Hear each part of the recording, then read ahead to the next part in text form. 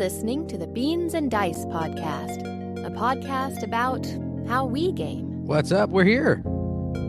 We're on. I think I'm on. Is he though? Is he? I don't know why I couldn't get the intro music to play. Did it play Oh. for y'all? No. Wait for me. Yeah, I heard it. You got to remember when you pull out of into the buffer world, it doesn't play, and if you're muted, it doesn't play. It's not easy being the engineer. I'm just glad I got someone helping me out, man. I really appreciate you stepping up, Mitchell, and filling the gap when I'm away and unable to.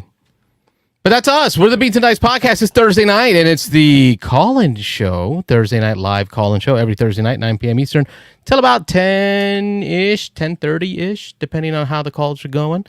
Before I open up this phone line, I want to start off with a shout-out and a thank you to Your Turn, who's hosting a convention, the Your Turn Con, coming up in probably less than a month now.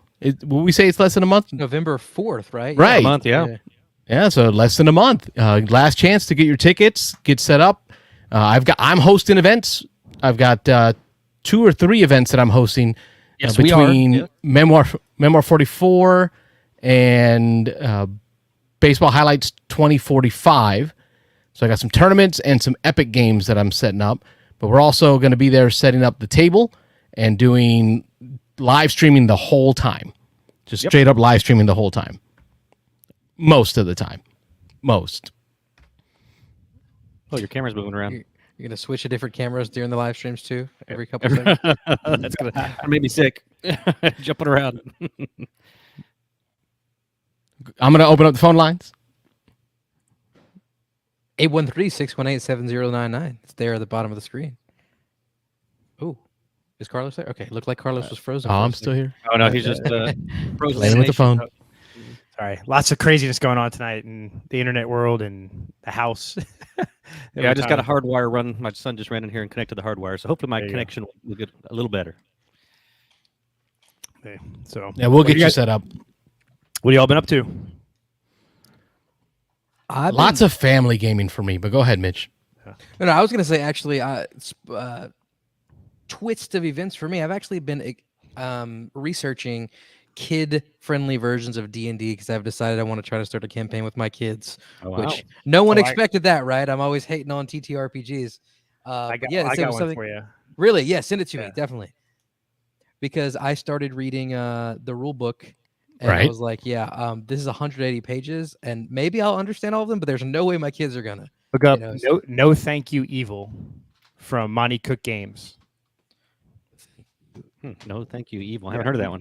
Okay, Monty good Cook to is a very famous D&D designer. He was one of the main people behind 3.0. He's done a bunch of books on his own, and he developed this very simple system to play with young kids and kind of teach them role playing. And so you can buy it. Yeah, no Monty Cook's No Thank You Evil. Thank you, appreciate Yeah, that. it's a cool one. Definitely be If great. you're looking for something more complex, this may be, this is pretty basic depending on how old your kids are, but this is a good way to, get kids into role playing games. right. Yeah, it's a good one. So, well, I'd say while we're talking here, I want to bring up and announce. So, officially open today entries to the Beans and Dice fall tournament. We were going to do a welcome to tournament in Board Game Arena. So, if you're on our Discord channel, you can find the link to sign up and register for the welcome to tournament. Well, it'll be Swiss format, 6 people per game. We're hoping to get well more than 24 participants in this tournament. So far as a community, we've done a summer Rallyman GT League. We've done a Castles of Burgundy tournament, and now we're looking to do a Welcome to tournament. So we're kind of do a lighter, shorter game than the Castles of Burgundy. So hopefully everyone out there, and some new guests, new people join the Discord server, and see if they can try their luck at the new tournament. So. The signups are open for that now. Yep, it was posted to Discord today. Yeah, Getty did that for us. Yep. Okay, must have just done that. I checked a couple hours ago and I didn't see it yet, but it might be. I was finishing up some work, and so maybe that got posted up there in the last few hours. So cool. Trying to I think reduce the last amount of few minutes, time the really. tournaments take. Yeah. Yeah, that Castles of Burgundy took a little bit. Absolutely. I think the big news for the night, I don't know if nobody else is going to go there, I'll go there. The big Yeah, go ahead. Stonemaier charity auction, Yeah. which I have up right here. So Whoop whoop. Stonemaier, every year they're auctioning off different game packages, and every year they choose content creators coupled up with charities to kind of sponsor each one. And the first one on the list here, you may recognize, it says Beans and Dice right there. And it's a charity I think probably Carlos should talk about a little bit more. But basically, if you haven't already, we'll put the link in the chat. You should go and thumb it up, because Carlos, or Beans and Dice as a whole, can not only make sure more money goes to that charity that means a lot to Carlos, but also a copy of Wingspan Asia. So we'll go ahead and put the link right here. But Carlos, you want to talk about the charity? Yeah, I want to talk about Metropolitan Ministries here. I'm familiar with them because of the work they do here in Tampa, Florida. When we first moved here, it was mid-'80s into Tampa from Puerto Rico. We had a stay at Metropolitan Ministries. It's a homeless shelter over on Florida Avenue near downtown. And I specifically remember this, and I don't know if you fellas have ever seen the movie with Will Smith and his son, where he, what was the name of the title? I Am Legend, right? Yeah, sure. That was his dog. Was it? I know which one you're talking about. Happiness, Pursuit of Happiness. Pursuit of Happiness. There it is. And there's a scene in the movie, and I remember the scene so vividly because it just took me right back to that time that we spent at this shelter. You have no control of lights.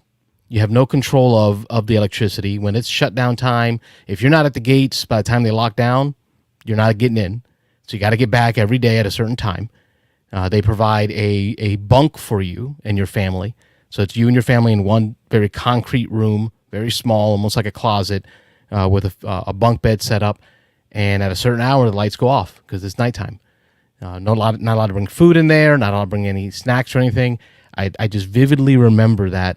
And when I was watching Pursuit of Happiness as an adult, and it hit me so hard because of that scene when he takes his son to that homeless shelter and he's sitting there and just out of nowhere, doosh, the lights go off. Right? It just brought me right back to that time. But the good memories I remember from that, because it was around Christmas time when we spent our time there, were the other kids that we spent time with. Like each morning we'd look forward to getting up, finding each other, going to the rec hall and playing board games, playing Legos, and just kind of just being kids. Like to us, it was like a good time. But for my mom, I'm sure it was a difficult situation. Single mom with 3 boys trying to figure out how to make it in Tampa. We met some good people there. We were able to move out of there and room with another family that became almost like family to us. We still visit with them. We still see them. We're talking, 40 years later, 30 years, 35 years later, we're still seeing this family that we met there and then ended up becoming roommates with as if we're family. That's the kind of stuff that Metropolitan Ministries does still today. They provide homeless shelters, food, canned goods, right here in I know at least in Tampa and in the Florida area. I'm not sure where else. And that's the story I wanted to share and why I chose Metropolitan Ministries. Hopefully you'll go in. Man, Nick Oben, did you see that? The last bid? Click on the comments. Oh, wow. Oh, what did Oben do? Oh, my gosh, Nick. Oh. Wow. Nice. Now, I'm not sure what, is it a ruble in Greece? No, that's US I don't know. Yeah. Is it U.S. dollars? Yeah, how that converts my over. Lord, man. So Nick Oben's really throwing it in there because Jamie's going to double that. And then whichever charity gets the highest amount, there's another company that's coming in to double the vote the amount as well. So They're giving one $1 charity for every thumbs up or something. Yeah, is what it was. I think. Yeah, you also get money for thumbs ups. It's $1 for every thumbs up is what the other charity, the other group's doing. Yeah. Man, Nick's thrown it down. It looks like he's like the 3rd highest bid across all of them. Right. I think $2,000 is the highest right now, right? Yeah. There's 3 of them at $2,000. Yep. Okay. Yeah. And then Nick's. Wow. Props to you, Nick. Yeah. Awesome.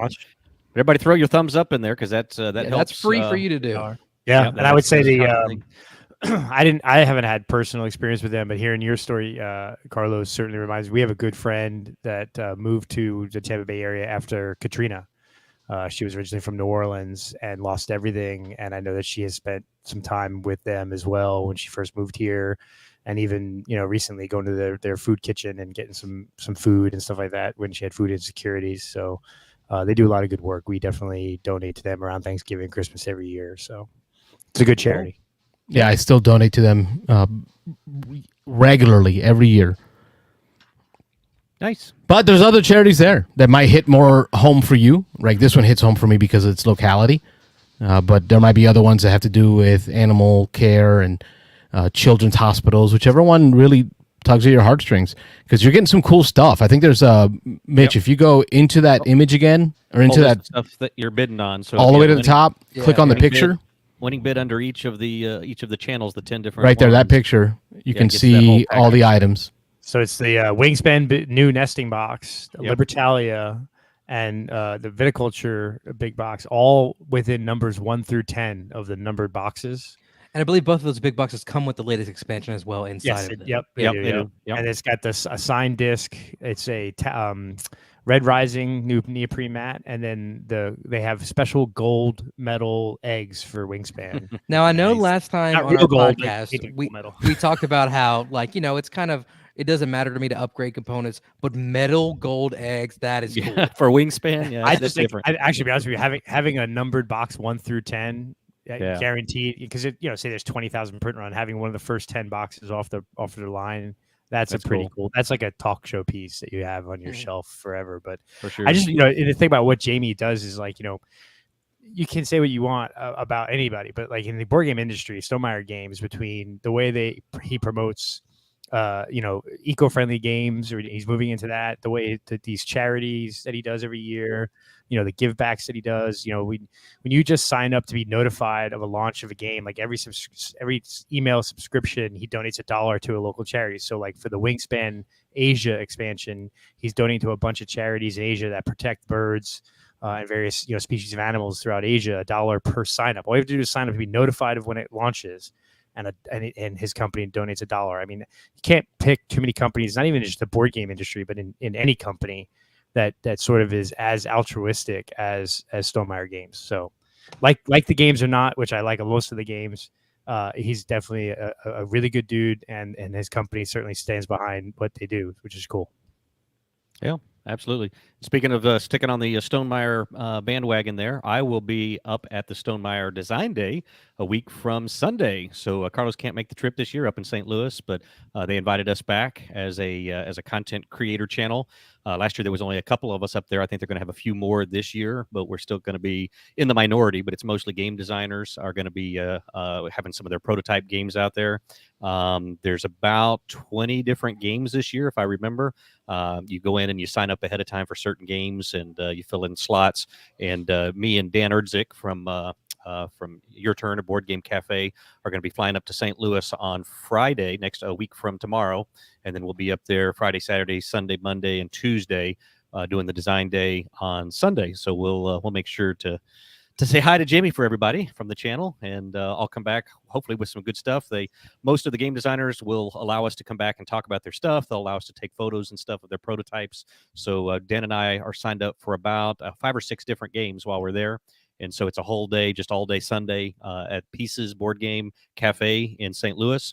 And we'll be hanging out there all day. They feed us. We don't even have to leave the building. They breakfast, lunch, and dinner, and we get to hang out with Jamie and all the folks at Stonemaier. So it's a good time. But I'll hopefully come back with some good stories to tell, and some good new insight on some games that are coming in the pipelines.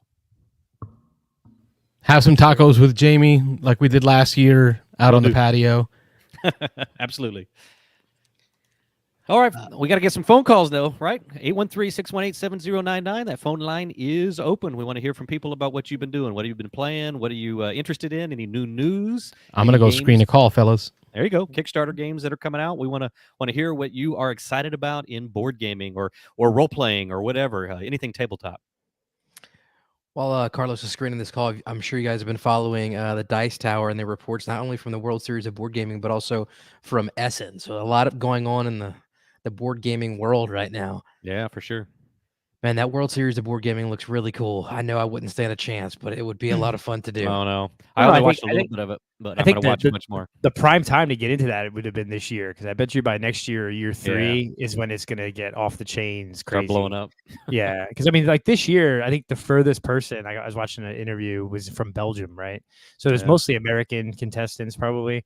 I think it was Holland. Holland, yeah, it's Holland. I think you're right. Holland, So I mean, I could see probably this year would have been the best chance to sneak in and do pretty well. I think if it does catch on and continues on, becomes a big thing, then you're going to see a lot more competition in it, and you're going to see it grow bigger too. I mean, you remember back in the day when like the World Series of Poker was like, one room in the Binions Horseshoe Casino, and then like 5 years later it was like, went from like 500 contestants to like 10,000. So we'll see. It looked cool though.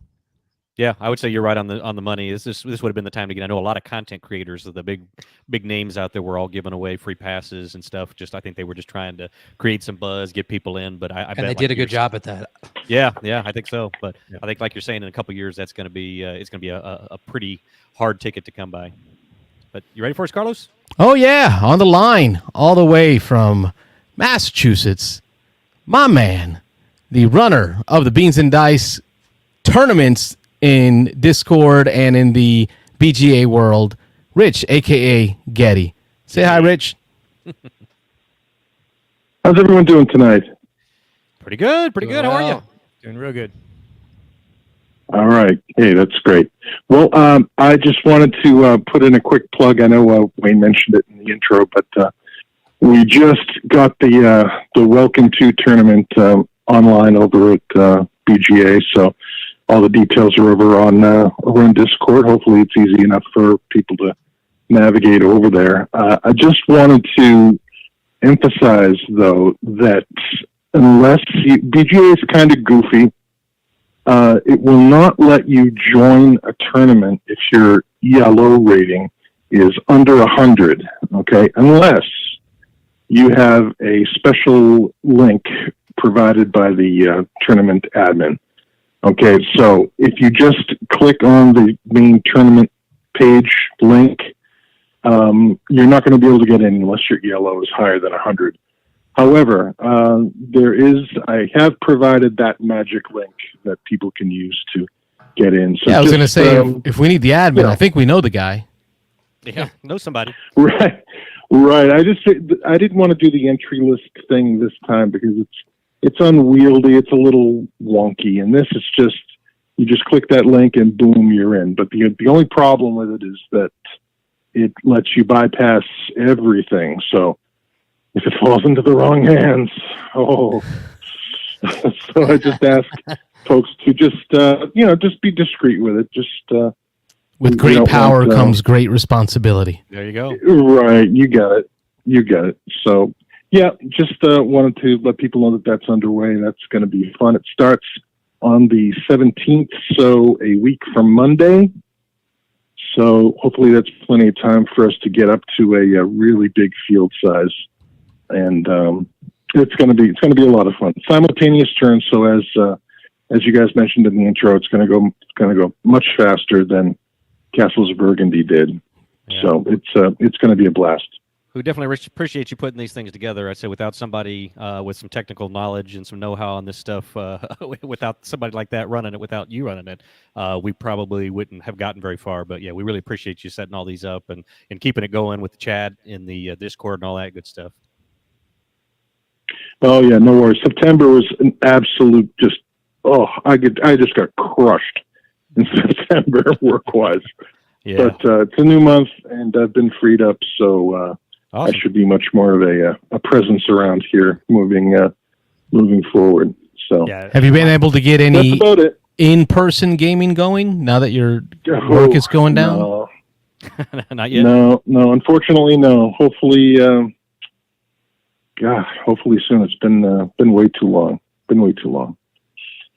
But anyway, well, hey, good luck with this Stonemaier thing. I can't wait to hear more about it. Yeah.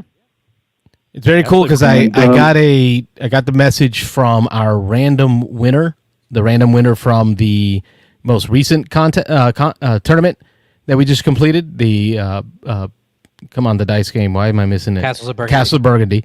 Castles of Burgundy. I know Nick Oben won, but we also did the random door prize for someone who finished, anyone who stayed and finished the whole thing. So I just got the message earlier this week from Miha, who has selected the 4 games that they want put on coasters. So I'm gonna send out that prize this weekend. Nice. And then Nick Oben, I should be seeing him so I can give him his trophy for winning the championship. And Wooden Spoon What do I get for runner-up? Diego's wooden spoon. Yeah. So I have a question. Can't What do forget we Diego's do wooden spoon. whenever Nick inevitably wins this tournament as well? Yeah. Does he get a second trophy, or We're gonna put a you cap cap on at that? one? My hope is to continue the LED trophy, right? Kind of like the one I sent Rich for winning, destroying us in Rallyman GT, and you can slip out the LED, the acrylic, and just pop in a new one. So you keep your base, you just get a new acrylic sheet to drop in with the updated wins. That's my hope.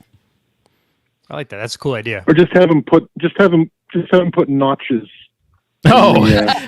like a World War For II the fighter next one. pilot. They can just notch the side of the plane. Yeah. Yeah. You have him like stamp a bean onto the side, for each one he wins after the first one, right? That's a great idea. Bring it back to the laser. We add another year to it. Yeah. All right, guys. Hey, have a great show, and I'll see you online and talk to you soon. Take care. Thanks, Rich. Take it easy. Thanks for calling. Okay, bye-bye.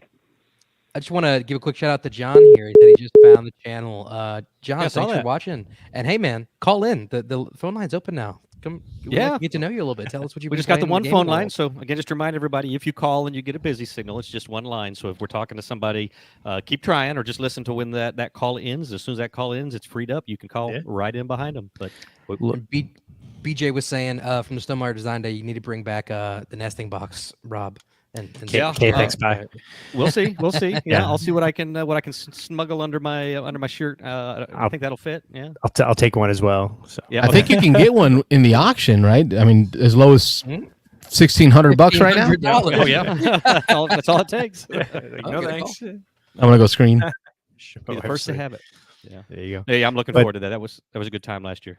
I was say Lords of Waterdeep playthrough. That must have been before my time, but man, that's That like was a my while favorite back. game. I love that Yeah. game. That's one of my favorite games. Cubes upon cubes upon cubes, eh, Rob? Yeah. That's anything with cubes in it. As long as they're not You know, dice. awesome They don't have dots D&D on 'em. theme, Forgotten Realms, Waterdeep. Yeah. Such a good setting. I can't Well, tell you the amount of hours I spent playing Baldur's Gate in my college years.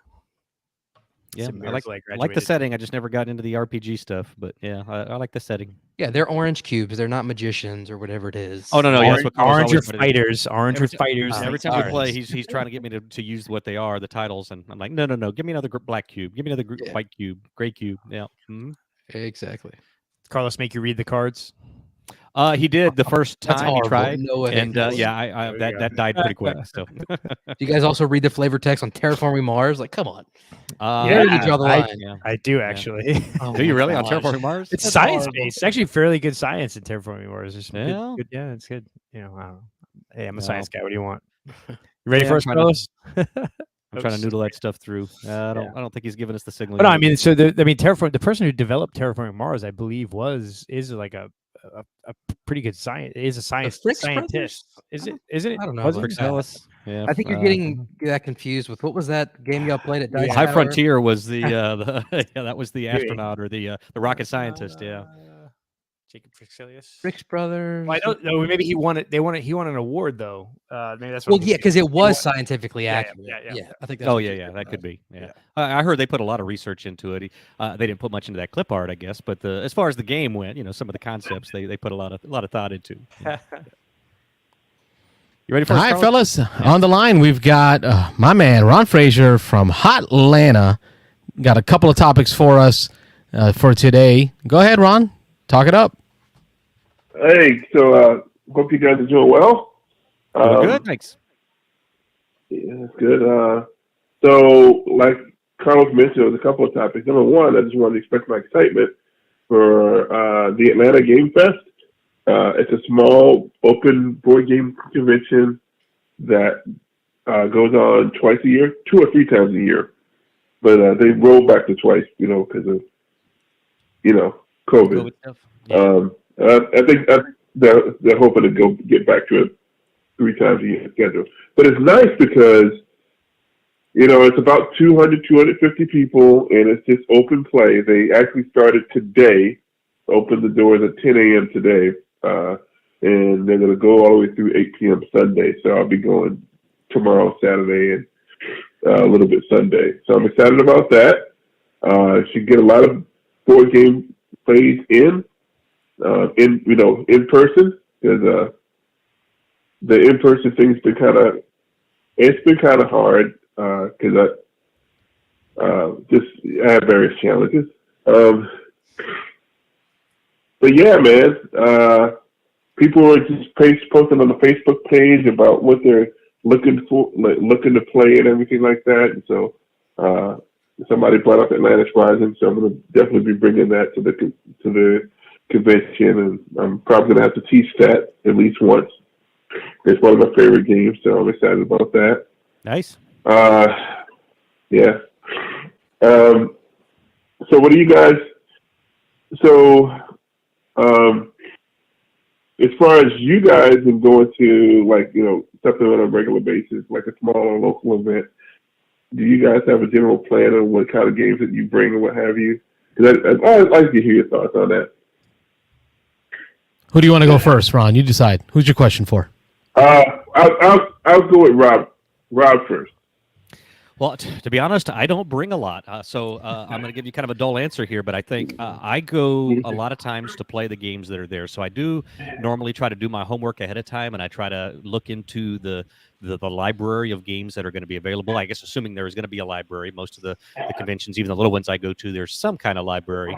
But I really rely on playing those games. I know Carlos is going to give us in a minute the complete opposite answer. Every time we go to one, he has a small stack on his table when I go over the first time, about a week at a time. Then I go over about 3 days ahead of time, and it's like quadrupled. And then when he actually shows up, his whole trunk is full of games, and he's pulling stuff out that he never plays, right? Yeah, exactly. So, and then I'm over there pulling games off the game shelf. So I'm a lot of times trying to play games that maybe I don't normally have access to. So I'm really relying on that library, and I'm trying to go and get those kinds of games. So that's my 2 cents. Yeah.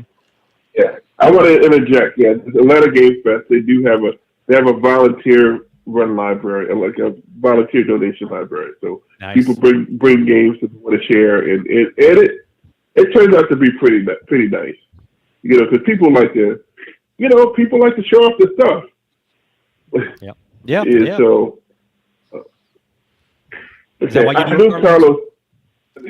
I knew Carlos's answer would, because I've heard him talk about stuff like this before.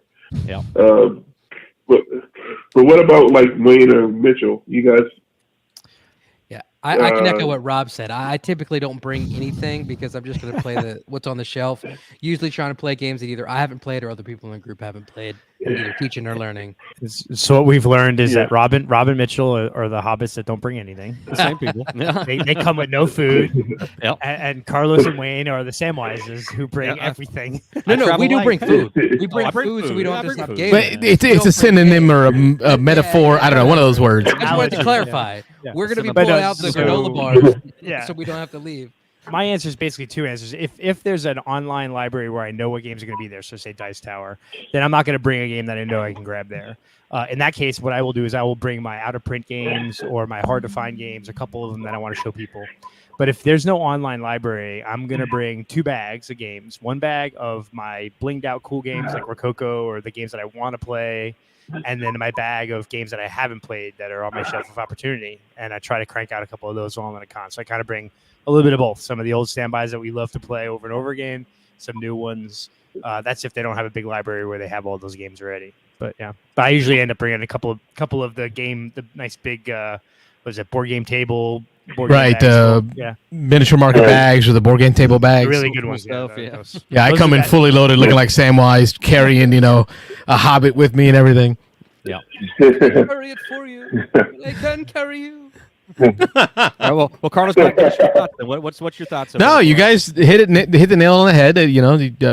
All your assumptions are accurate. I come in like Wayne, fully loaded, but with a different motivation. Yeah, that's what I want. Right. My motivations are bringing stuff that people will want to use, like Ron talked about. The people want access to that maybe isn't available there. And number 2 is getting stuff off my shelf that I want to have played. Even if I know the library there has a copy of that game, mine is still in shrink, and I want to get my copy played. I will forever consider it shelf of shame if I don't unwrap it, punch it, and play it.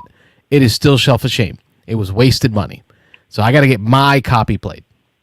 Yeah, a Dice Tower Retreat. Remember, Carlos brought his own copy of Clash of Cultures so he could run 2 games at one time. Oh, with yeah, a library yeah. copy and his own copy. And his copy, yeah. Not wrong. Yeah, that was pretty impressive. Hey, so that's cool. That's cool. I got to figure out what I'm going to do here because I leave in the morning. Yeah, you can, Rob is accurate. I'll start with a few games on the table, and they'll change around, and by the next morning, the whole table's covered in games that I'm thinking about taking. Yeah. And he's yelling at me, "Hey, we got to go to Orlando. Let's go! Come on, we're driving to Orlando. Get the car packed." I gotta have this, and I gotta take this, and maybe one Carlos, of these. you have the same exact process as me. Like 5 days before a convention, I grab a couple of games out, they're on a table, then more come out, and then by the day before this, but what if there's only 3 players? Okay, I can use this one. But what if it's only 3 players and we're on a coffee table? Which one would be best for that? What if we have a full table? We can do. What if somebody just went over to the goes. spa? What play game in the can I play while we're hallway in the or pool? late or, night at yeah. a bar? Or, yeah. Exactly. Yeah, It's bad. nice. Hey. Nice. So the other thing I wanted to talk about was storage solutions. So I have 3 games in my collection that are ever expanding. Marvel Champions, of course, but that's just cards. Marvel United. I did not go all in on the X-Men one, but even with the base set, there's a lot of minis, and the boxes take up space. And I got a couple of the expansions for the first wave, and as well as the first core box. And also, I have Unmatched. I don't have everything from Unmatched, and those boxes are nice. I like looking at them, but they take up space. Yep. So I'm looking for solutions here.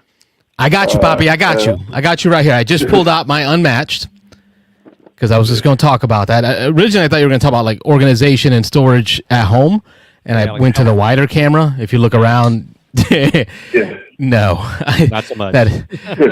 Hey, stacks of stuff everywhere. It's just how it is. But if you're talking about organization of games that you're going to buy a lot of expansion to, what I started doing, because I've got that laser cutter now, is I designed an insert. A laser cutter? He never talked about it before. Oh no. Ever. Never, ever, ever. Let me get this other camera going here. Haha. So here's my box of Unmatched, and you can see here I created perfectly sized for this standard box size of Unmatched, 12 slots that you can have. 1, 2, 3, 4, 5, 6, 7, 14, up to 14 slots for decks and dials, and then an insert in the middle that you can use for holding your minis. So as you can see here, I got the minis all inside there. So I'm gonna. This was my prototype that I did out of cardboard, and I just got some additional wood in. So I'm gonna get working on finalizing this prototype. But that's gonna be my answer to the problem of the Unmatched. But I'd imagine that something like this would be a good idea for even champions, Marvel champions. Now show him your chocolate factory box. Yeah. We don't want to talk about that. No. We don't talk about Carlos Bruno. is either dump it all in the box Straight or into the spend box. $500 to make it. Yeah. There is no in between. Yep. I think that brings up a valid point. Like Carlos said, I've done something similar with like Mansions of Madness. They have like 1 million expansions. So what I've done is in the main Mansions of Madness box, I have kind of plain little plastic plain oak boxes you can get at various thrift stores or like Walmart, whatever. Dollar store. And I have all of the pieces and cards organized in the main box, and then I have an old wine, like a wooden wine box that would hold like 4 bottles of wine that I have put dividers in that I put all the minis in. So I store my minis in a separate box from the game box. So I have the Mansions of Madness box on my shelf, and then the minis are kind of are in my closet in a box that I can pull out when I need it. You know. So that's an option as well, is, take the big chunky things out of the box and store them somewhere else, and then store just the base game components kind of in the main box. So you paid for the Viticulture big box and you put other games in the wine crate? No, this was actually an actual wine crate. Yeah. Don't like you buy like a gift thing from like Costco that comes with like 4 wines in it. It was like, Yeah, we get it. You're an alcoholic. yeah, Okay. yeah. No judging. No judging. Have Salud. beverage. Yeah. There's my Guinness. Oh, yummy. All right, I don't want to go too deep into it, but Ron, is the Lord of the Rings getting any better for you, or are you still down on it? Yes, it's gotten better. It's awesome. I'm liking it. I'm liking it. I got hooked. Oh, I got hooked. Worst. Boo, Mitchell's still not convinced. I got Let me hooked. pull my sword back out. It's a family-friendly show. It's not a euphemism. Yeah. Don't get me wrong. I feel a lot of what I felt watching the newer Star Wars. Like, didn't we already do all this? Didn't we already have a Battle of Helm's Deep? Didn't we already have, you know what I mean? Like, I feel like there's a lot of, they're rehashing a lot of the same tropes. Feels like it. But the way they're building it is, it's like you already know where most of these people end up. Right. But how they get there is just this great storytelling and tragedy. I'm liking it. Yeah. I kind of felt like Galadriel. I kind of felt like, okay, finally we're making some movement in her character arc, although she still did get on my nerves. I'm not going to get into any spoilers, but like there was a scene that was like, you know, just when I was starting to feel some positive emotions for her. I think she's supposed to be unlikable. I think that's what they're going for here at the beginning, and they're trying to. They got 5 seasons, probably 50 hours to develop this character. So, like, I know there's a long plan. You know, they're playing the long game of the development of a character. Got an arc, but still, it just got over there. Last episode was awesome. Though. If you didn't like the last episode, I don't know. Yeah, it was a good one. Fantastic. Don't Mitchell. Yeah, it was. So I know. Well, not everybody could agree, and I had my doubts in big time going into this. And if it wasn't for Lord of the Rings, I think I would have just bailed on it after episode 2. Ditto.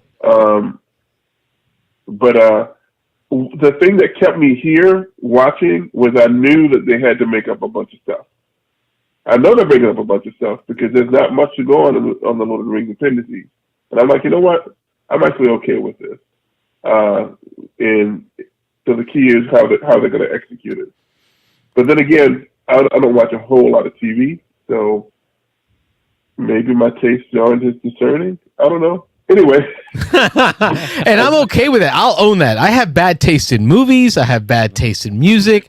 I just got bad taste all around. Look at these board games. Look at the friends. I mean, look at the 3 of us. Yeah, look at this motley crew I put together. Thank you, Ron. We really do appreciate you stepping in and calling in and giving us some topics to talk about. Y'all folks at home can learn a little something from my man Ron. And, please call. Yeah. Have fun out there in Atlanta and report back when you on your game day at the Atlanta board game. I will. I'll let you know. All right. Take care, guys. Ron. Have a good night. Good night, Ron. So I want to mention James brought up House of the Dragon. That's completely opposite. I read all the Game of Thrones books. I watched that whole series. I feel like I'm still watching Game of Thrones whenever I watch House of the Dragon. When I watch Rings of Power, I do not feel like I'm in Middle Earth, and that's the difference between those two for me. I'm really enjoying House of the Dragon. Are you guys watching it? Are you liking it? I'm not. Love it. Have not watched it yet. Love both of the shows. Do you really? Yeah, they're both great. Yeah. John says haven't heard it before, but it sounds great. Right? What haven't you? What House of the Dragon? You haven't heard of? Have you been sleeping under a rock, John? Sorry, no offense. I didn't hear about it till like last week. The new subscriber. Damn. Desubscribe. Yeah, I know, right? Rude. He just left the Discord. No. What we need John to do is go to Board Game Battle, subscribe, and then unsubscribe there. There you go. That's Mitch's channel. If he wants to get mad, go subscribe to Mitch and then unsubscribe to Mitch. That's funny. Yeah, I know, right? Well, but at least House of the Dragon is based upon a book, right? I mean, it's based upon the right. The it's a history book though. It's like a few pages basically. No. It's a full novel. No. What this season is on is a few pages. Oh, in the book. Yeah. Yes, they're expanding on it. Yeah. Well, I mean, Lord of the Rings is the same. Here's the problem. I think it's not based on a book at all. It's really just because they don't own the Silmarillion. It's not based on the Silmarillion at all. But that's the problem. So it's the appendices of Lord of the Rings. So the appendices of Lord of the Rings is basically a Cliff Notes version of the Silmarillion. But they don't have the rights to the Silmarillion. Right. So they can only use the Cliff Notes version, and they can't fill in the gaps with things from the Silmarillion.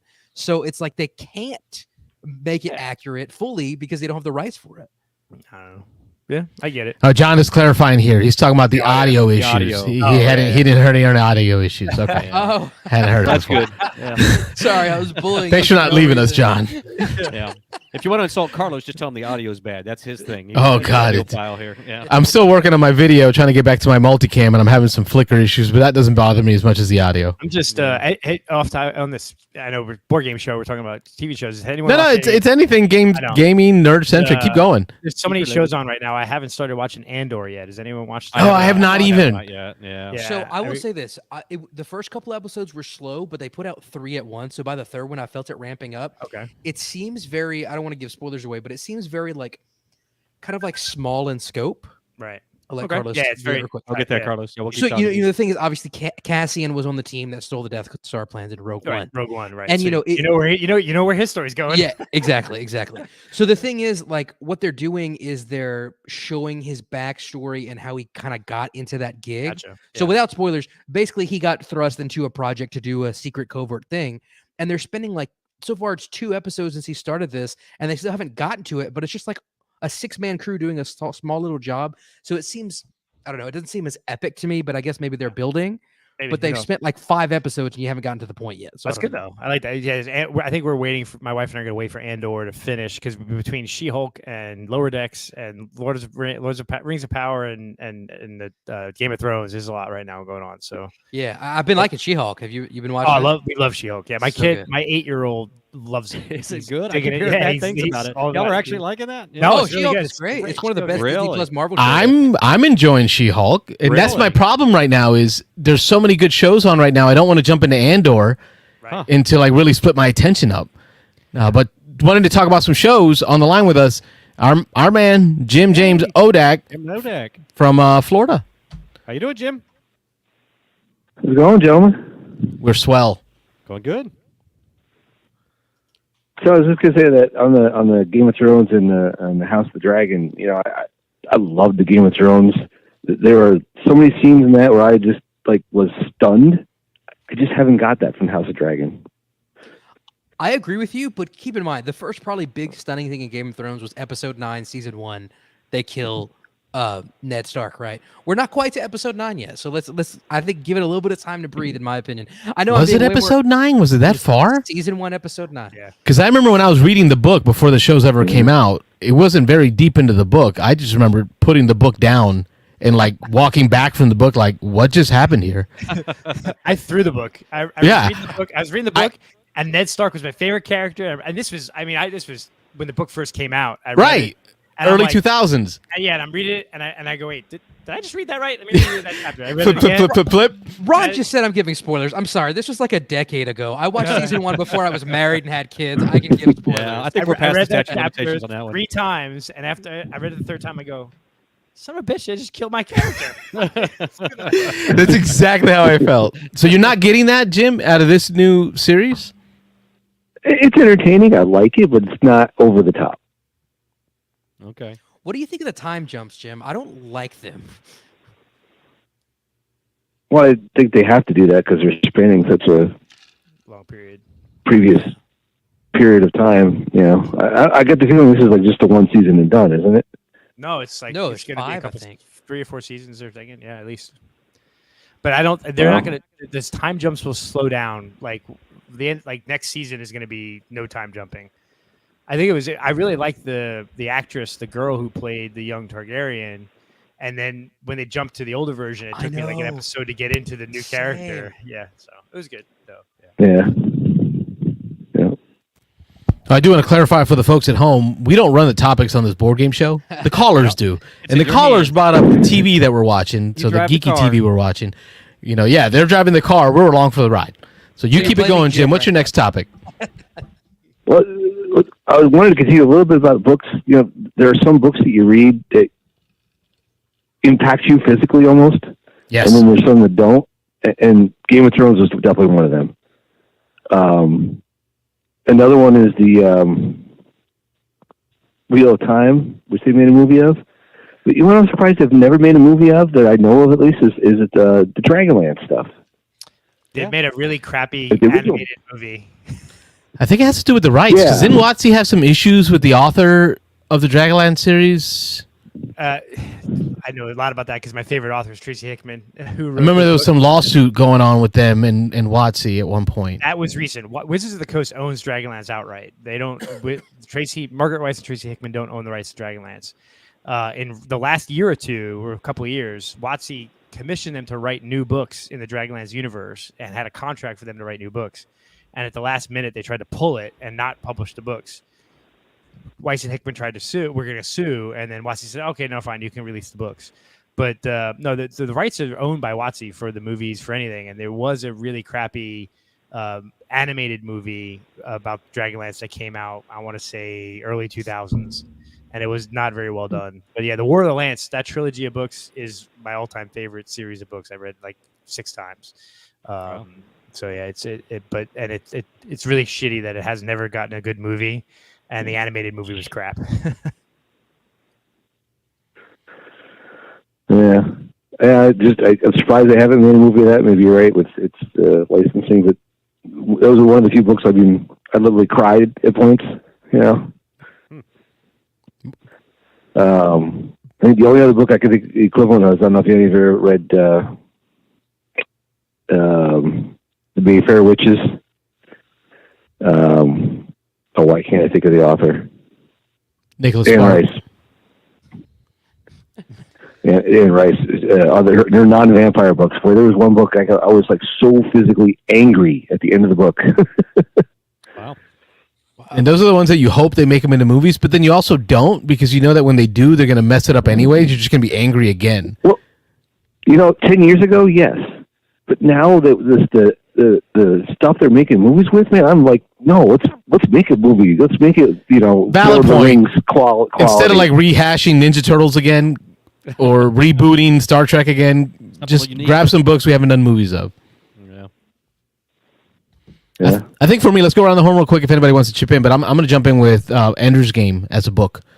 At the time that I read Ender's Game, it was introduced to me by a coworker, Kevin Brown. You might remember Kevin Brown, Rob. Yeah. He introduced me to that book.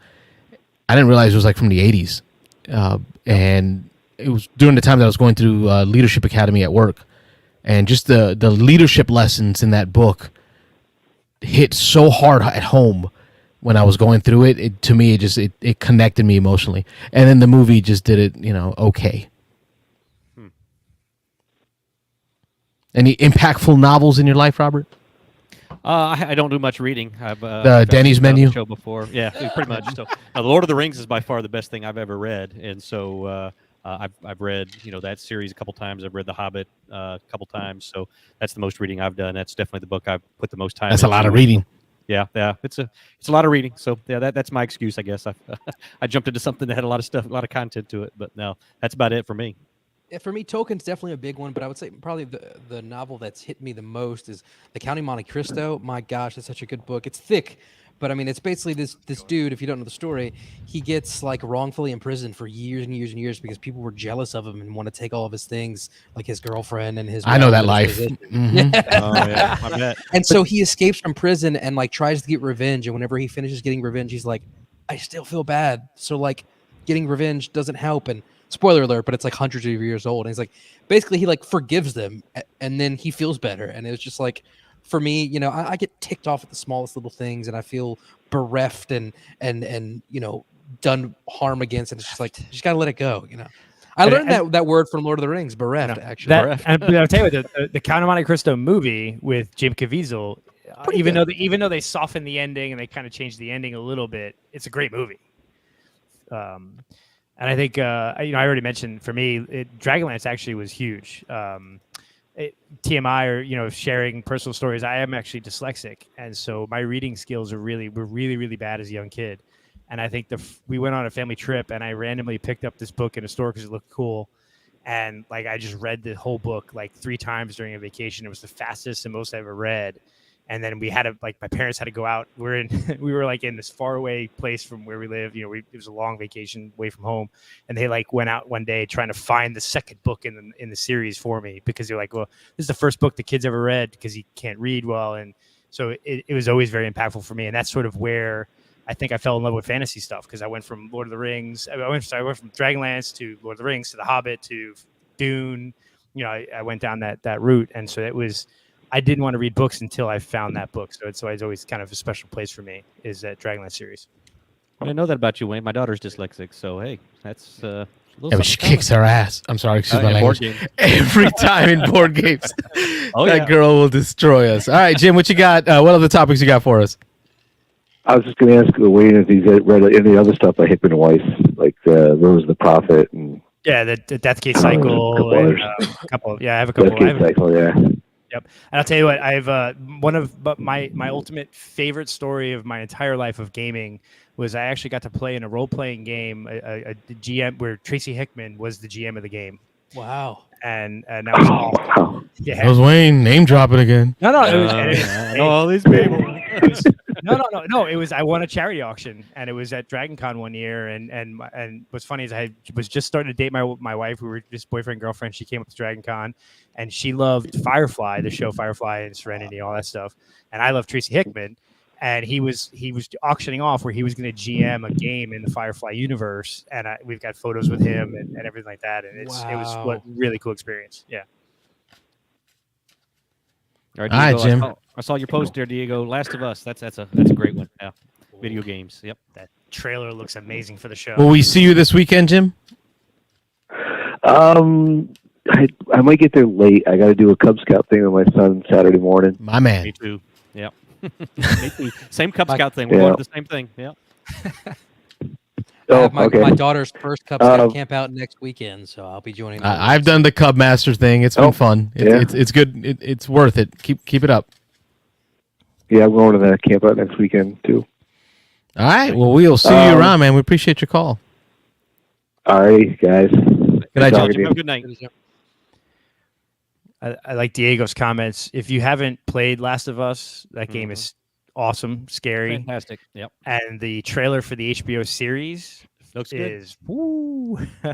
Looks pretty good. Really good. He talked about video games and storylines. At the end of the day, today's new, like today, right now, when it comes to media, video games is where it's at to get new stories. Like, I don't know anywhere else media-wise that are coming out without having to rehash stuff. I really feel that the video games of today are where new stories are going to come from. You know, these Nathan Drake's. I think I watched the movie recently. Uncharted. Yeah, Uncharted. I heard it was horrible, but yeah, I haven't watched it just because I heard. Listen, I've never played the video game. I enjoyed the story; it was fun. Video games so are bad great compared to the video game. Yeah, video but games are awesome. I don't have the attention span to play a video game. But that's where the stories I'm hearing are really coming from. New stories out of the video game world, not in the movies. Movies, they're just rehashing old stuff.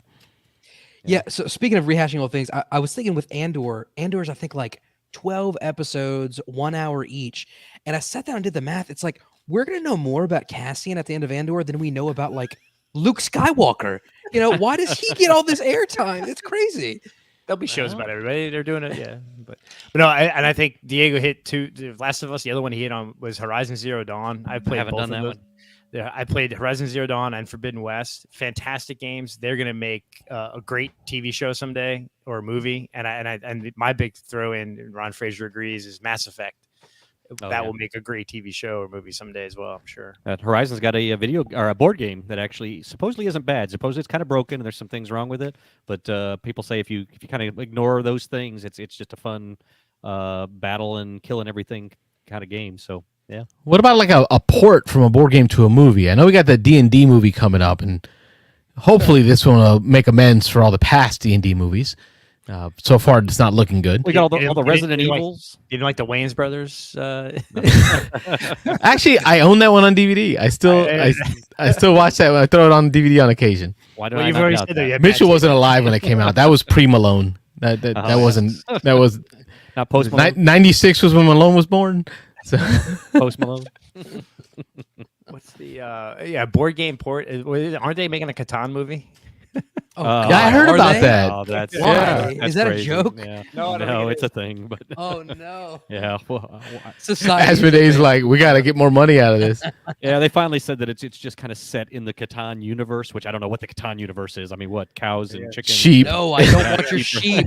Yeah, Got it, sheep. got it. and- All the Did I- dialogue. yeah. Just posted the IMDb post for it. There you go. Settlers of Catan. Wait, Nice. where is it? It's in the chat IMDb? on YouTube. I don't. Oh, YouTube chat. don't see it. Mm. Yeah. Oh, I put. Sorry. There we go. He's Yeah, got to so hit enter. So they got the Resident Evils. They got the what's the Lara Croft Tomb Raiders. Those were all ports. I mean, none of those were Oh, super big. board game ports. You've got Um, what's the Battleship? You've got Clue, which is Oh, great. Battleship the movie. That was bad. Yeah. Now, listen, folks, we didn't bring up this topic. The callers did. We're talking about movies and film related to board games. If you want to talk board games, call in. Yeah. You steer the ship, please. Oh gosh, do you want to read this storyline? Oh, protagonist Herman Wunderba is forced to leave his native land due to dwindling resources and relentless bandits. He and three of his henchmen quickly I rolled a turn on one 7. another as they vie for fertile land in a new world called Catan. Herman makes good use of his charm and sheep supply to reach ultimate glory. Stop. of the No throne, way. only to witness his kingdom fall once again Sheep to a supply. destructive storm leading to an ice age. It's up to him to rebuild in the desolate land of scavengers and savages as he promises his followers to turn a humble settlement of brick and mortar to a city of marble and cobblestone. That has to be fake. There is no way that is real. It's not like Wikipedia where someone can just edit it. That's IMDb. So like Yeah, somebody Somebody's from- trolling us. It's a thing. That's That's horrible. So we have and I think there's so Clue and Battleship are the two I can think of that are board Yeah, I'm games. trying to think. Wow. I board can games. imagine Gloomhaven would make a good movie. Yeah. Like, there's plenty of story in Gloomhaven to make a series of movies. I don't need to screen this. You don't need to call. screen that one? It's the Greek. It's almost I 10 knew o'clock. It's almost 9. Oh, It's sorry. it's his time to call. It's Nick Oben time. Hey, Yeah, Nick. Beans and Dice podcast. State your name. Where you calling from? Hey, this is Nick Oben. I'm looking for the Being the Nice podcast where we talk about how the game is come to the right place. He's got a thing. I can't talk. You do this on purpose, Nick? That much? Yeah, that's got to be a thing. Yeah, I can't. I'm gonna try to save your listeners from the movie talk. Although the Catan movie sounds amazing. I really think his phone is glitching. I don't think he realizes. You sound like a robot. Call right back, Nick. So yeah, You don't think that was on purpose, huh?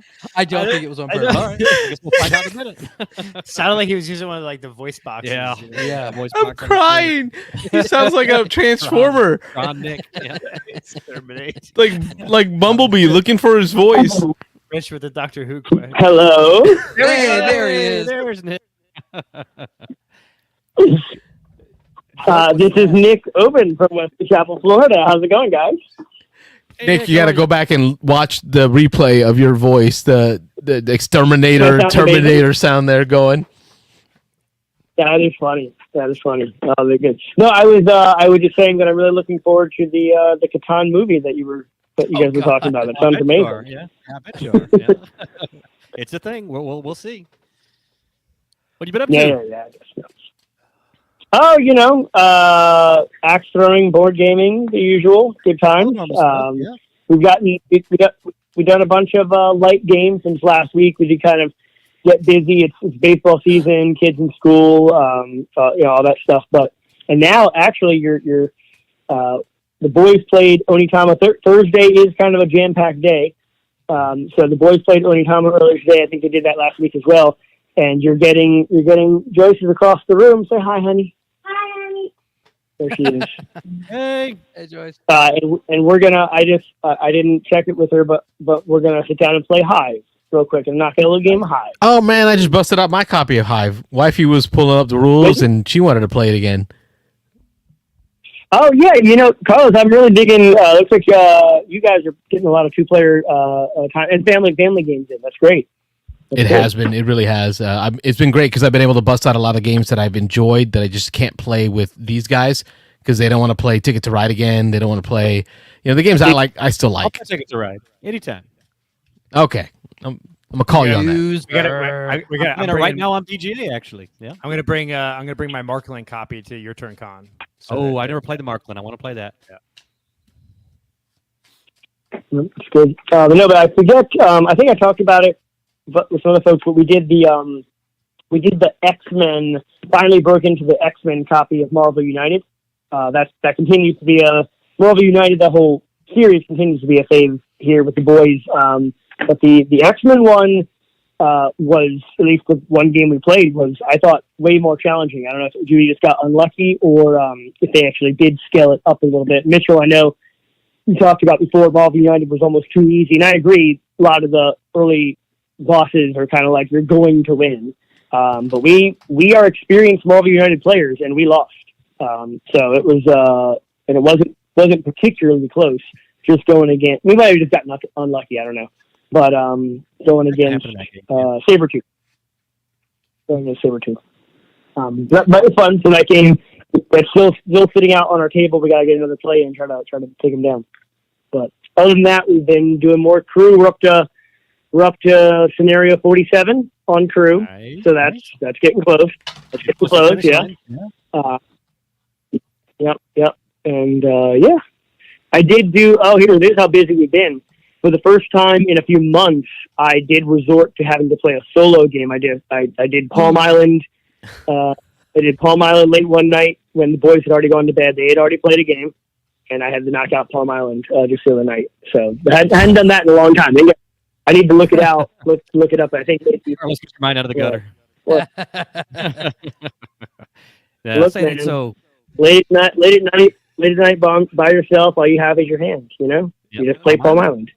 Yeah, I got to do it. Where was your wife? I need to know. I don't get it. Have you guys checked how you doing on the like count on your? Give us an update, Mitch. Pull us up on your good buddy Jamie's fundraiser. You see some items there, I think, that interest you, bro, because you went nuts. We saw your name in there. Yeah, Nick, that's insane, man. Props to you. Yeah, good job. I mean, look, I think auction's not over yet. I actually do kind of half expect to be outbid because I mean, look at all of them are going to kind of the. I think there's an unspoken agreement that the max is somewhere around 2K because one of the matching sponsors is going to match up to 2K or whatever. But we'll see. We'll see. I mean, I looked and it is kind of crazy. Everything that you can win are things that I don't have and would fit very nicely. Like we have Wingspan. We don't have Wingspan Asia yet.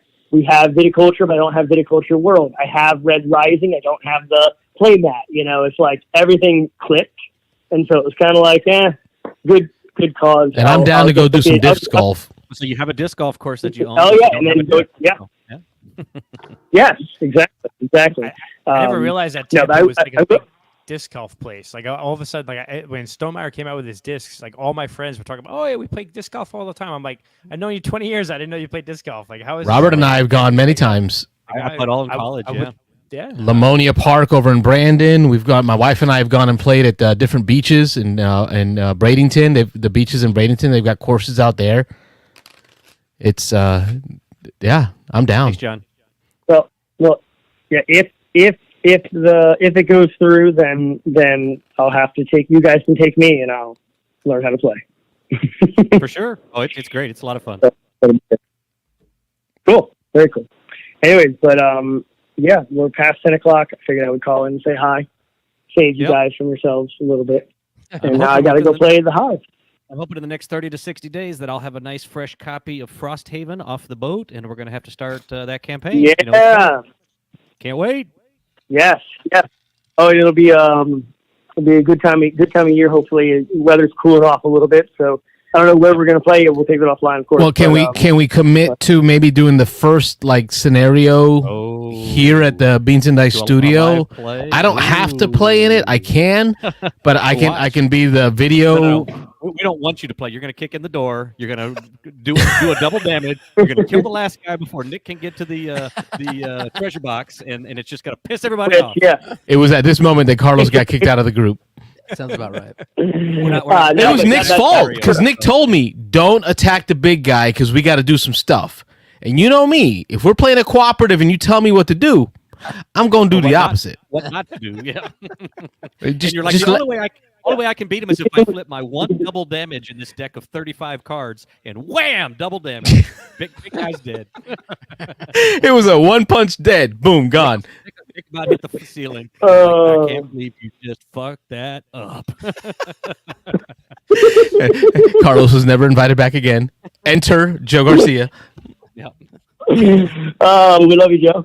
No, but that's actually that's a great idea. Frost Haven obviously is going to be pretty highly anticipated. So doing it live on the show would be right cool. Here at the Studio B for B. Absolutely, let's do that. Let's make it happen. Awesome, love it. All right, well, you guys have a great evening, and I'll catch you next week, if not before. Thanks for calling, as always. Yeah, thanks for calling. Yeah, man. Bye bye. Have a good night. Well, speaking of live things and breaking news in the board gaming, last week after the show, we some of us hopped over to Board Game Gumbo unboxing the essential, what's it called? The all-in, whatever, Everdell with everything in it. The big thing. The big box. And yeah, they were one of the first, BJ was one of the first content creators to get a copy of that and get some videos up. So I know he got a lot of traction on that. So check that out if you want to see. They opened it up in meticulous detail on purpose. They went in kind of blind, not knowing what they were going to be pulling out. And so they were like a kid in the candy store, like, what is this? How do the pieces go together? It was a nice watch. Follow the chat and see Mitchell quarterbacking them, tell them how to do things. No, not Mitchell. I don't know what you're talking about. Our man BJ from Board Game Gumbo, please go over there, check him out on Twitch, check him out on YouTube. Make sure to give him a like. He great stuff that he's doing out there in Louisiana. Yep. Lots of content over there. I cannot wait to play a game with BJ in person. Like I know y'all met him. He's a great guy. Looking I've forward never to met that. him. I don't know. Well, you play with him all the time. I'm saying these guys have met him. I don't think I got to play a game with BJ at all. Yeah. No, I played. No, I don't think I ended up playing a game with BJ. We hung out, we talked a bit, but I don't think we ended up playing. And we played Scout. Yeah, so I know you played Scout and Dice Tower. Yeah. I was thinking Louisiana, Lafayette. Oh, yeah. No, Dice Tower. Okay, yeah. Yeah, we did. He did teach us Scout, and we did play Istanbul. Yep. Rich just said we're at 12 entries for the tourney Rich, already. I'm going on right now as we speak. I got my phone right in front of me here. I'm going to go sign up because I don't want to miss out, but I'm getting on there, so we'll have 13 in just a minute. So while we don't have a caller, I was watching the video from Dice Tower showing a preview of Essen, and they showed so many cool looking games that I've never even heard of. And there's one that just really intrigued me. Have you guys heard of a game called 12 Rivers? No. This looks so cool. I have no idea what's going on, but I want to speculate. I don't want to go read the rules. I want to know, what do you guys think this is? So you have to drop these marbles up at the top, and there's like these dams you could put in to stop them. And there's a watch your mouth, bro. Watch your mouth. Hey, you heard what Rob just said. Gamified. Right. It's gamified Plinko. Is that what it is? That's what I was thinking. Plinko. Yeah, maybe. It just looks so cool. There was that kids game that just came out. That was it up with the wizards? Yeah, the Kinderspiel or something. Though. Yeah, where you're pulling them out and you're trying to pull out the one at the top, you get the marble rolling, and then you put it back down at the bottom real fast to stop it. So yeah, that looks something similar to that. But these little dexterity games, this is a thing now, I guess. There was one I saw too in the video. I don't remember what it was called, but it's like there's like this plank and there was some kind of animal on it, and you had to like put weight on the end to see if they were going to fall off the plank. That looked really cool too. Rich said it looks like a menorah. Maybe it's a Jewish game. Wow. Beans and Dice does not condone Massachusetts content. I tried watching a couple of different content creators like Essen previews, and they were all like 2 hours long, and I'm like, I don't like. Right. This game is broken out of the UK. It was like a 2-hour video. I just can't. I'm like, this. Yeah, it's too much. There's so many games. Part of what it is. Carlos says as we're an hour and 10 minutes deep into this video. Yeah. No, and 2 hours into last night's podcast recording. Yeah. But no, just in general though, I think there's a huge backlog of games that publishers didn't put out in the last 2 years because of the pandemic. So I think the next year or two, you're going to see just a deluge of new games that have just been waiting in the wings to come out. But yeah, it's interesting. There's a lot of games coming out. What's nice is I got to join in with Ant Lab. What is that? That's what I was talking about. Look, it's the elephants walking the plank. and they're putting like weights on them, and you're trying to make them not fall down. Sorry, I interrupted you. Go ahead. Oh my God, I see it now. You're moving them forward, which is shifting the center of balance there, but putting disc on. Oh, this interesting. Like a Hobba game. Looks like a Hobba game. Oh, I thought you said Hobbit. Hobbit, yeah, so Hobbit's what I heard. Hobbit game. Hobba. Hobbits. Sorry, go ahead. Talk about AntLab. I interrupt you.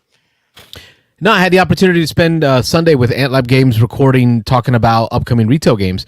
And the list that we started with was huge and long. So we had to kind of pare that down because there's so many games coming out right now. I'm starting to feel that pressure. Like the deluge is coming that Wayne described. But so what we're talking about is making it more of a regular thing, like every other week or so, getting together and talking about upcoming retail releases because they're coming fast and strong. But check them out on the Board Game Nexus on YouTube, and you can watch me join them and pretty much just be my silly self.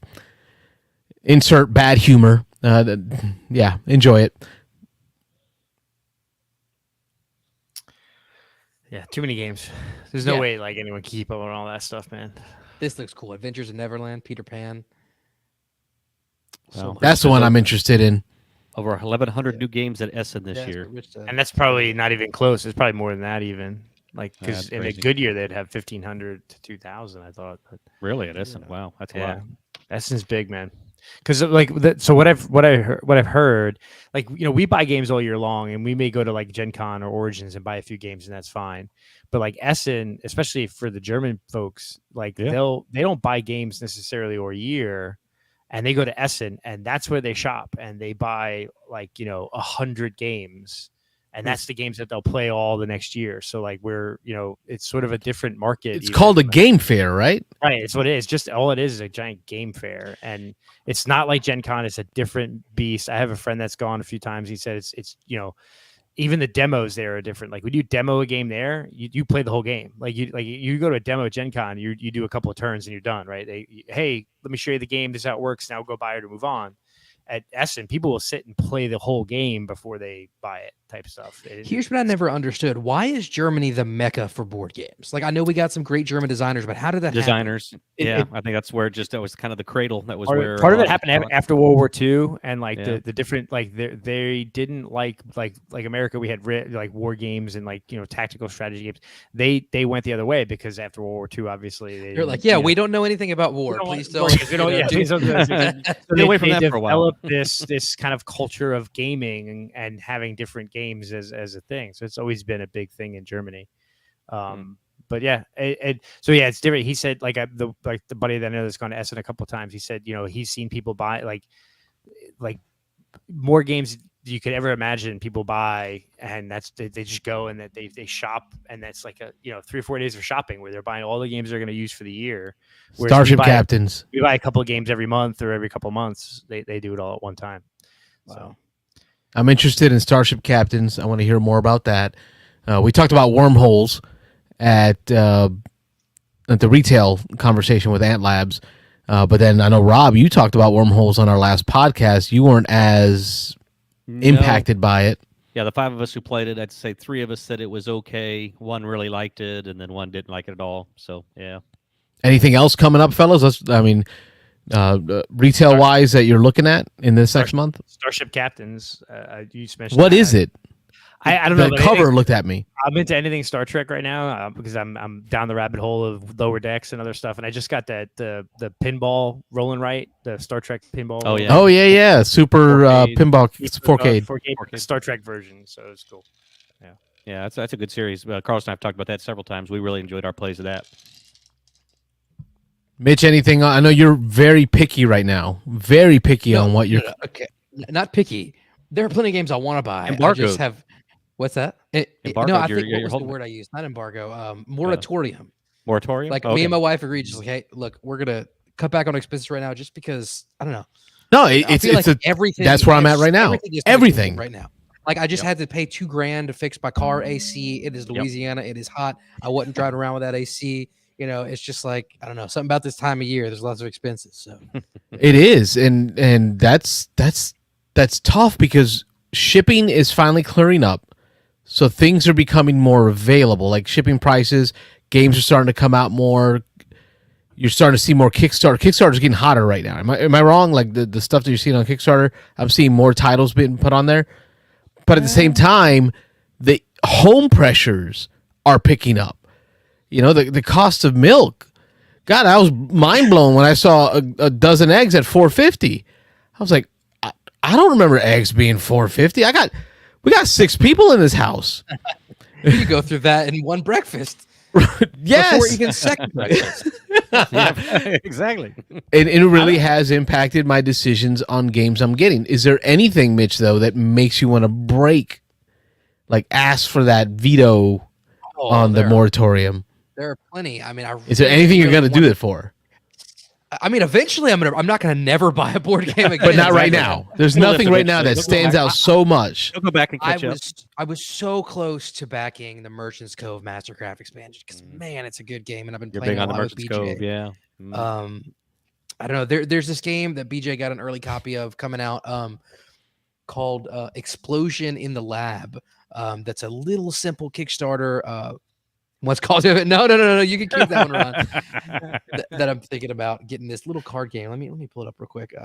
Explosion in the Lab. I tell you what, It's though, just cards. It can't be expensive. As far as Kickstarter, though, there really hasn't been I'm the big Kickstarter guy. I have with 60 campaigns. I haven't found a game in 6 months that I want to back on Kickstarter. Yeah, it's either like big games that you're buying into, and it's like reprints of games, or it's just nothing that really hasn't been much on Kickstarter. I haven't seen it in the last few months. I'll agree with you. It's even though I've only done one Kickstarter in my life, I would still kind of browse and I would be like, oh, that would be, if I would do a Kickstarter, I would do that, or I'd do that. Last couple of months, I haven't seen anything that's really caught my attention. No. Yeah. Sorry, this is the game I was talking about. It's kind of confusing to explain, but it's a push your luck card game where you're flipping out different ingredients, and based on the board state, you look at the numbers on these little vials, and your potion may explode, or if it may advance, and then you turn your potion around. And I really like it. It's coming to Kickstarter, and I don't know. I was just thinking it can't be too expensive if it's just cards, but this one I might break it for because I feel like it's going to be cheap, but it's fun. Push your luck. Yeah, that's a good reason is to find a game that maybe not be the next Gloomhaven and at the Gloomhaven cost, but something that's would cost you what you spend at dinner, right? Or even a cheeseburger on the way home from work. I think smaller card games like that, like I'm looking for Scout. That's one that I'm that's why going to make some bad choices for. That becomes widely available. I think that's going to fly off shelves. I just played that this past week, and hey, we got some people jumping in from Twitch. Thank you guys for jumping in. Yeah, thanks. Usually it's right about this hour. We get a few folks pop in from Twitch. Thank you for joining us. Get one of the other streamers. I think probably right after 10 o'clock shoots them over. Yep. Yeah, I know it's not the norm for Twitch, but what we do here is the live call-in show. So pop in and actually call in and talk to us about what you're gaming about. You know what? I just realized I'm looking on the BGG page. Our friend Jay Bell is one of the artists on Explosion in the Laboratory. I had no idea. Oh, really? That's cool. Yeah. See a Nice. name pop up that you recognize. Yeah. Exactly. And again, folks, if you haven't done so yet, check out the Stonemaier Games 2022 charity auction on BGG. Yep. We're looking for likes for the Beans and Dice channel. It's going to get us more money towards our charity of choice, as well as an opportunity for Beans and Dice to be sent a copy of Wingspan Asia for us to play for y'all on video. Yep. If we get that, we'll definitely do a live play and get that posted up ASAP. Yeah, we're up to 131 right now, and it's closing tomorrow. I'm not sure exactly at what time. So nice. A nice lead, but that doesn't mean somebody else can't take it. So yeah, We've been keeping like a 10 to 12 it's been like close. lead on these Board Game Garden, right? Yeah. There at But these folks, 113. they've got like 6,000 followers and 2,500 followers, and they're much bigger than we are. So I'm stunned that our small Community. our small community is keeping up with that. like Wayne said in the podcast last week, it's a family, right? So yeah, appreciate that. It touched my heart. It touched my heart. For anybody who's joined us just recently, for every thumb up we get, if we are the winning group, there will be a donation from, it was a private organization, I think, that's going to donate $1 for every thumb up. So you don't have to pay anything. You don't have to commit to anything. Just you can donate to the charities, but if you don't want to, just give it a thumbs up, and that'll get us another $1.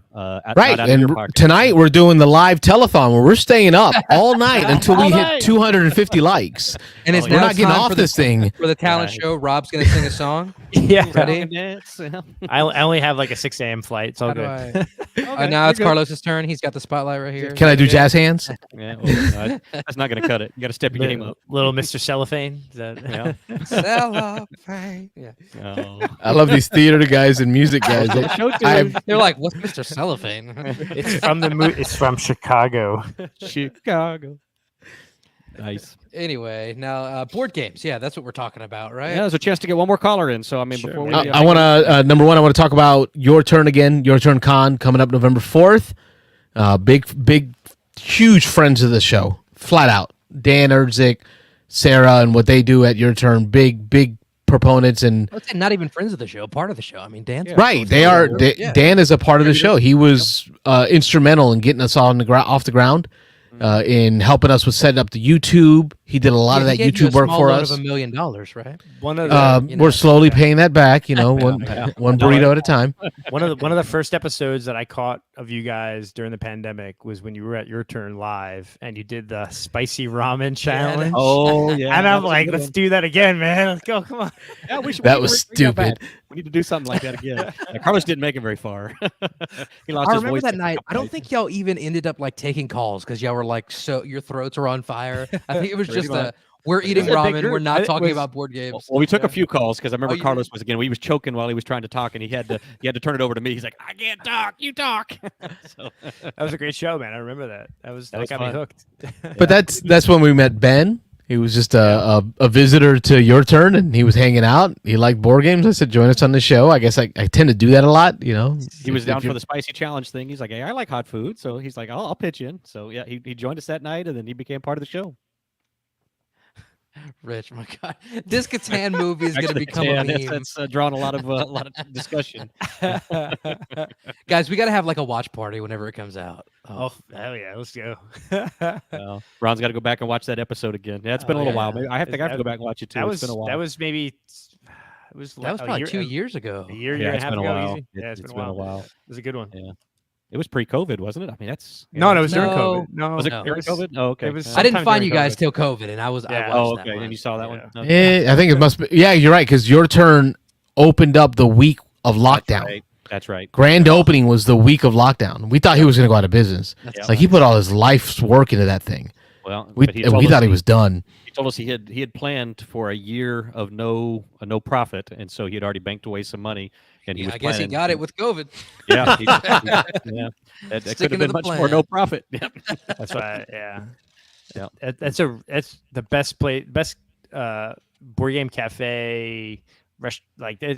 Oh yeah, it's awesome. I haven't been to one better. That's great. Yeah, great people and great setup there. Over 2,000 board games now in the collection. So yeah, really really cool. Yeah. I did spend some time in Idaho this past week. I flew out there for work. I brought my wife with me and the baby, and we got stuck out there because of the hurricane. Our flights were canceled multiple times.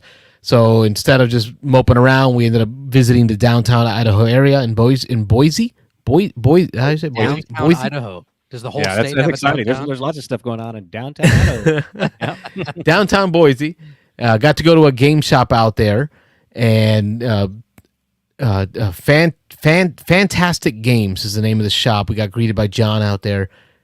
I got to say, that was no joke. One of the widest array of games I've ever seen at a game shop.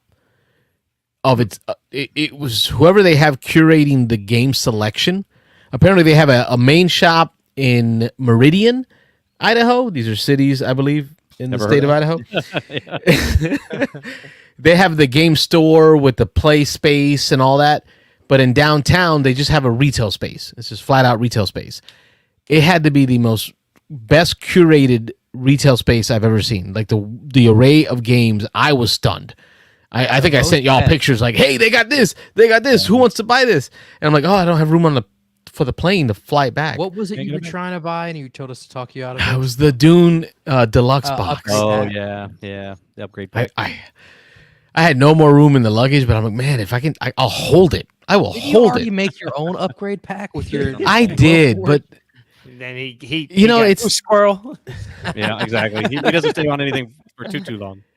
No, I don't. That y'all know me 24 now. hours once he has an idea. If it's not done, it's getting the acrylic. It's a pain in the butt, man. But no, I wanted the deluxe kit because I guess it's because it's not available. Like it's not readily available at a decent price. It makes it that you desire. It makes me desire it. Things that are cool and kind of unicornish, right? Like not Holy Grail, but unicorn. Hard to get. Rare. But other than that, I picked up Patchwork Valentine's edition because I've got a few different versions of Patchwork. Shut your mouth, Rob. You know you love Patchwork. Over and over and over. You know you love Patchwork. I love Patchwork, but I wouldn't buy 6 versions of the same game. Come on. I have. I got 2 copies of Rally Man GT behind me. Yeah, right. But I'm missing the Halloween one, but I've got Christmas and 4th of July and Valentine's Day and Basic Edition. So I got to play that at the hotel room while we're waiting for our delayed flight back to Florida. Played a lot of Blitz, Dutch Blitz. Dutch Blitz. Yeah. Took out there. What else did we play out there? Bentworks. I brought a few small box games, but that's what I've been playing lately. So other than that, I need to get back to some like heavy gaming. That's what I'm looking forward to this weekend for the Your Turn second Saturday game day. I'm gonna try to get out there and get some war games going. That's gonna be my goal, is get some more Memoir 44 played. Before we go off tonight, too, we got to hit the podcast coming up, dropping this Sunday. So we had some discussion. We introduced a Spooktober theme. So we're talking about some spooky horror type games for the holidays. Credit to Mr. Jeeves. It was his idea. Oh, that's awesome. Yeah. Okay, Mr. Jeeves. Thank you, Kyle. Thanks for the suggestion. And we are advertising now that we go through more than 25 games. So over 25 games in that genre will be reviewed and discussed. 2 to 5 minutes probably per one. We just kind of tell a little bit about the game, and then we tell a little bit about why we think it fits the horror genre, or why we like to play it this time of year. And so we went over that, and then we did a quick round with the 4 of us, I should say, with the 4 of us about what we've been playing. Yeah, anytime Carlos is on, you can expect us to skip at least one segment, because Carlos is like, Yeah. let's do an espresso I like to do episode, the and then espresso it ends up episodes. longer, even though there's than less the normal segments. ones. And we're gonna cut it down and just do 2 segments instead of 3. Yeah, But instead of an espresso. hour and 20 minutes, we're gonna go an hour and 50 minutes. Yeah. See what Carlos is saying is espresso has more caffeine in it, so it just keeps you up longer. and less like focused. It's just straight caffeine. Bouncing around. But I figure when we go super long on those things, I can't imagine doing all 3 segments and I come in with some super long segment. Like, I don't know. I feel bad keeping y'all on the phone the entire time. So thank you, Rob, Wayne, William, for sticking with me. Almost 2 hours. Almost 2 hours of content. Once we edit that down, it'll be probably about an hour and a half. But yeah, good stuff. Yeah. And so that's dropping Sunday. So keep an eye out for that on your favorite podcast distributor. All the major ones, we have them dropping, and go back and listen to some of the old episodes. We've had some real good shows the last month, 2 months. We've gotten into some really good topics. So keep a listen for those. But, that's it. That's all I got for news. What do y'all got for news? That was me and Rob. I got nothing I haven't already said. So nothing going on. Yeah. I just Googled board game stores in Chattanooga, Tennessee, because I'll be there this weekend. So I'll see if I'll do a Carlos to see if I can find some cool stores in a new city. Patchwork Valentine. Yeah. I'll look for the Halloween edition for you. Hey, you scoop that up, I'll throw you the money. I'll have to hit Miniature Market. It is there in St. Louis, right? Yes, there was a few. Last year we went out to Miniature Market, but they say they moved. So That's do right. some like Google Foo. Make sure you get to the right place. And They moved the warehouse. I don't know if they moved the retail location. I'll have to look while I'm out there and see. But yeah, we'll have to look. that was some beautiful space that they had there. That was nice. Yep, real nice. All right, well, we're sending Rob out to St. Louis this coming weekend or next weekend. Next weekend, week from Sunday. Yep. Yeah, so we won't. I don't think we'll see you Thursday, right? I'll be here Thursday. I'm flying out Friday. Okay. So yep, we'll I'll see you be next there Thursday. Yep. All right. Well, hopefully y'all folks get some Spooktoberfest gaming going. I think on the table right now we've got Betrayal at Mystery Mansion. I think that's what they call it. Yeah. That's the Scooby-Doo one. The Scooby-Doo version of Betrayal. It's on the table, the kitchen table for the family. And then y'all brought up One Night Werewolf, so I'm going to pull that one out and learn it. That's what we're going to be doing for Spooktober. Hopefully y'all at That's a good home. one for the family, definitely. Yeah. I don't know. It seems like it has a lot of different characters. There are a lot of characters. Yeah. They all do different things. But the But nice does thing that- about the app is it walks you through each one. So it will say, Seer, do this.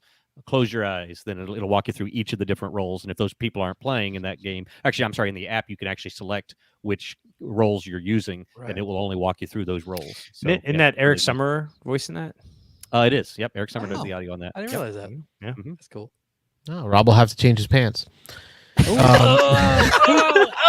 And with that, we are the. Hit the 10:30 hour. It switched to After Man. Dark. This was an adult episode, guys. Yeah, for sure. Yeah. Well, you're the one John, that was that his talking about name? bringing out your sword again. You know, John, we're not he always started it. like this. Whenever you finish watching later, come back to us. we He said he woke up his wife because he was laughing so hard. That was after the Palm Island jokes that he. or It got better for Dios mío. All right, folks. I'm Carlos. I'm Rob. I'm Mitchell. and I'm Wayne. And we are the Beans and Dice podcast, a podcast about How we how we game. We thank you for watching tonight. We look Thanks for forward watching to Beans and Dice podcast. seeing you on the next Don't one. forget to like and subscribe. My man.